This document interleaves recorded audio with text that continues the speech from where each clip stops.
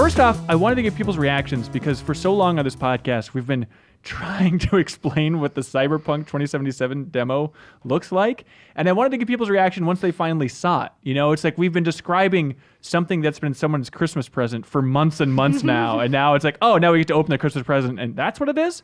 So reactions here, because CD Projekt Red finally posted that in full.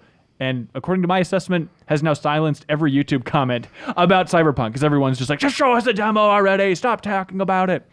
Okay, Dave writes in. He says, hey, the Cyberpunk demo was amazing. I think it's the first time I've checked out a 48-minute gameplay demo for a game ever, from beginning to end. It taught me three main things. Number one, the Deus Ex vibes were real with this one. It's Deus Ex on steroids. Very true. Maybe we didn't hit that hard enough in our descriptions. Yeah.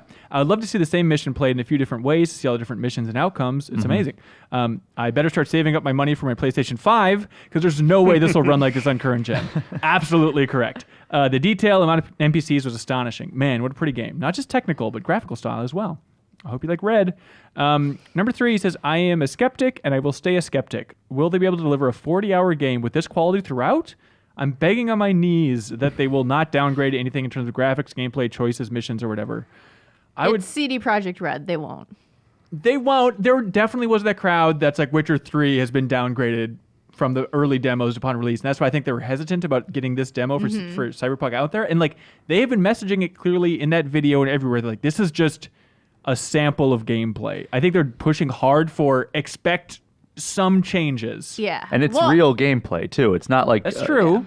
But it's a vertical slice. But that's why they're afraid to show stuff, because every time they show something, if something doesn't end up in the game, or if it's not perfect, like, people freak out. They dissect this stuff way too much. It's work in progress. Very work in progress. But very early, because I talked to them at E3, actually, for interviews, and they seem to have not had much of that game.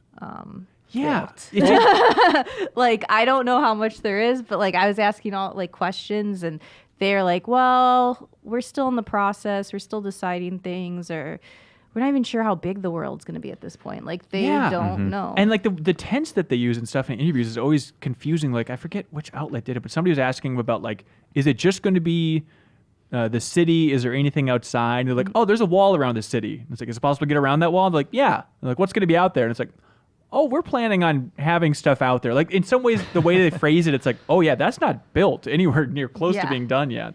I thought did I make this up? I thought they said that it was like an alpha at this point where you can play beginning to end. They did say that. There was some interview where they said technically playable. So maybe everything's just kind of gray boxed in certain areas. Maybe the main story is like lined up, and I mean, knowing those guys, they have so much side content. Yeah, I think they're just deciding on some stuff for adding stuff. Yeah. And if you notice, rewatching this demo, because I saw it behind closed doors at E3, rewatching this, I caught that they're not going to have any loading times, or that's what they're shooting for, which is kind of crazy. Like no loading once you're moving through the city. Well, then this is not coming to PS4, Xbox A One. version will. Or ever. I mean, woof. They say they're targeting It's currently listed for those. I mean, I asked them. They said they're targeting it. What's Witcher loading like outside of fast traveling? You can go from one end of the map to the other without loading, right? Probably. Is that what they mean by no loading? Maybe. There's some loading in Witcher, though. Yeah, I remember there's some. Are you guys ever still amazed in any game ever where you can just walk inside a building and there's no loading? I still have that reflex every once in a while of like, oh, please no loading. Oh, thank God. Like Assassin's Creed, what was it? Like Unity was the first one where you could just go inside of a building without it like being a whole loading screen. Right, then the building would disappear and you'd fall through the earth. Yeah, exactly.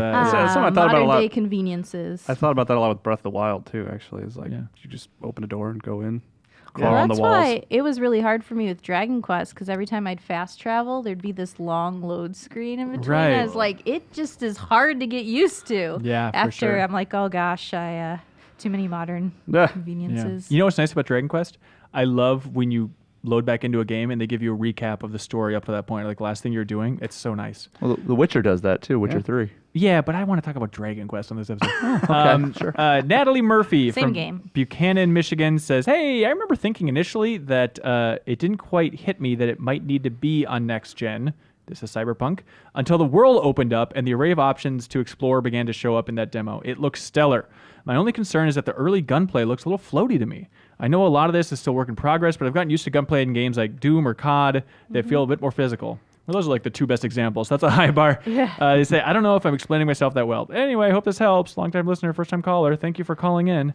Yeah, I mean, who knows? I'm sure they'll tighten it up in some ways. It's such an ambiguous thing just to say it's floaty-ish. I think Yeah. this is the biggest like question mark. Like CD Projekt Red hasn't done a shooter, you know, and so how good is the gunplay actually going to be? Yeah. They claim they hired all these people, but from different studios to help with that. It's definitely not like a strong point, but they're trying something different, which I respect. But yeah, it's really up in the air how it's going to turn out. Do we so. think it'll be on par with Fallout 4 or better? It has to be better. I think better. It has to be better. Okay. Fallout shooting is not good. Right. I mean, but so- Bethesda had that But same that's bullet what- point but of I like, we mean, that's hired what- people. yeah. We hired people from exactly. Destiny, but yeah. I mean, Yeah. that's kind of the We reason. hired Destiny to make this. The reason I confidently am like, yeah, it'll be better than Fallout 4 is because it's kind of a low bar. Like, Sure. you know? Yeah. So. Seaman Souza from Brazil, thank you. Sorry for butchering your name. Says, hello, GI Crew. Yesterday, right after I watched the gameplay for Cyberpunk, I came back to the E3 podcast about it and had to come here to bring some quick thoughts. I couldn't agree more about the commentary that the game is more punk than the expected. The world looked imposing and made me feel kind of uncomfortable during the entire trailer. Yeah, it's weird and dark. Being in first-person perspective definitely works, and it really helped me with the immersion into the world. I'm glad of this perspective choice by the team. About the technical side, the scenario destruction is absurd, and it's impressive that it wasn't discussed at all. I'm really curious to see gameplay with everything running at best configurations. On the other side, I really think they could have shown the other opportunities in the quest. They did more about it in the Gamescom demo, and they could have done more here. In the end, as an orphan of good Mass Effect games, I'm really excited with what this world can deliver. I doubt it'll be the second coming of Ocarina of Time, but it looks legit. That is true. Zaid Hassan from Arabia writes in, let's see, negatives. They say, So negatives finally. let's see. No Geralt. They say it looks like a polished build of Deus Ex. That's a negative. I'm slightly disappointed with the AI as well. Expect the enemy AI to react similarly to the one found in id Software's Rage. Interesting. I also found the hit numbers when you shoot at the enemy annoying. I bet you'll be able to turn those Yeah. off. The positives, though, from Saeed says, even though the build is far from the final one, Night City feels so alive. The crowded city was the highlight for me. The UI is pretty nice as well, especially on the car's windshield. Seeing that you can store your weapons in the home base and they had a slot for katanas was a sight of joy. I'm pretty happy after watching this very beefy look at the game. Notice how everyone has mentioned the world. Yeah, it looks Yeah. amazing. The character customization also looks really cool. So I'm looking forward Yeah. to seeing like how much you can push that system. Choosing and the your backstory. Yeah, the and- classes and everything, the seamlessness of Yeah. that. And total Being stuck RPG to of one. like outfits, like That's giving you the different thing attributes. because I feel like Witcher 3 in terms of like their upgrade system and because I love building my characters and it kind of wasn't that great in Witcher 3. Like it was too simplified for me. I'm hoping this goes into it looks like it'll be more depth and I really want it to stick in that RPG vein. That was just a clip from a larger show called The Game Informer Show. You can find it on iTunes, Google Play, or GameInformer.com.